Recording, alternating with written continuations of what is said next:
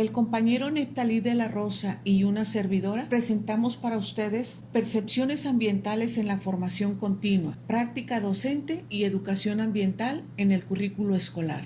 Al reconocer todas las realidades que se dan en los procesos educativos de la educación formal, tenemos grandes problemas. Para enfrentar los retos nacionales y globales desde el sistema educativo, los docentes deben poseer competencias diversas, acordes a los contextos en los que se desenvuelven, lo que implica modificar sus formas de enseñar. Y una necesidad a cubrir es generar acciones viables para atender las dificultades presentadas en su práctica profesional y engendrar procesos creativos que impulsen estrategias pedagógicas viables y pertinentes. En este marco, podemos apreciar que en México la formación docente presenta la formación que se le da a los futuros formadores de educación básica y a los profesores que están ya en servicio en el desarrollo profesional. En este contexto nace Educación Ambiental para la Sustentabilidad, el camino para una educación humanista, un curso dado a docentes de educación preescolar y primaria. El propósito del curso fue el diseño de propuestas educativas innovadoras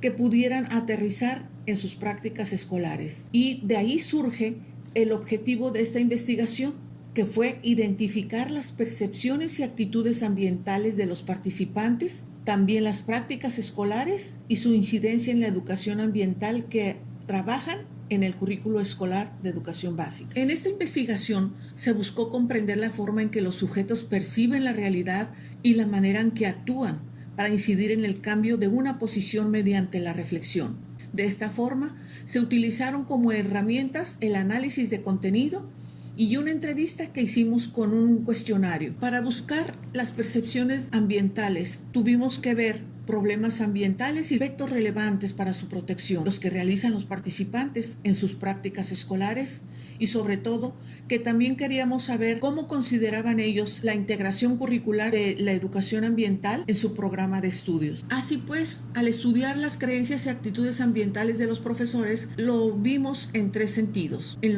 la forma conductual, en la afectiva y en la cognitiva. Y de esta manera nos resultaron tres categorías: las percepciones ambientales en la docencia, las prácticas docentes en la educación ambiental que realizan y la educación ambiental en el currículo escolar. En cada una de las categorías pudimos estar apreciando, además de la educación ambiental, la función pedagógica para ver la complejidad que se da en la práctica escolar de los profesores. En la segunda categoría fue muy rico encontrar las aportaciones que dieron los participantes, pues además de reconocer que tenían unas concepciones reducidas con relación a la educación ambiental, dieron una crítica sobre las reformas educativas que ha habido en los últimos tiempos en México y además mencionaron también cuáles eran las mayores dificultades con las que se han encontrado en su práctica para el abordaje de los contenidos ambientales.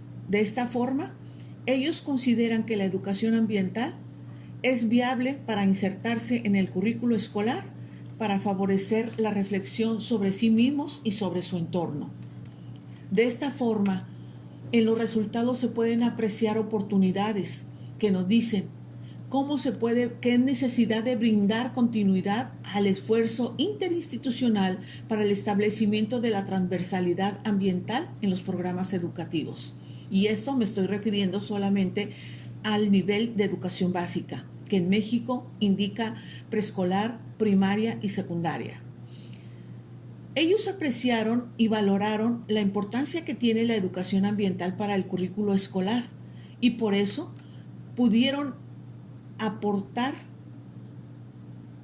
elementos que pueden servir para las políticas educativas, por lo que consideramos que este trabajo representa un insumo básico para próximas investigaciones educativas. Que de poco serviría hacer cambios sustanciales en el discurso educativo si se sigue con un plan de estudios diseñado sin el involucramiento de quienes lo operan. Si seguimos con programas curriculares inviables, envueltos por una organización escolar que está desactualizada a lo que quieren los estudiantes, a la imposición de horarios que son rígidos y o a lo mejor porque están alejados de los intereses de aprendizaje de los alumnos. Queda un gran reto para poder incluir la educación ambiental de forma holística en el currículo escolar.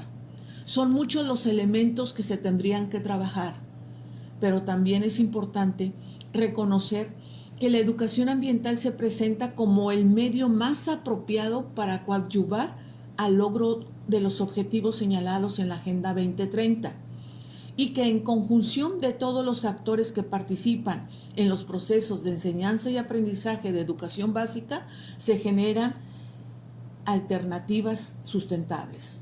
Gracias.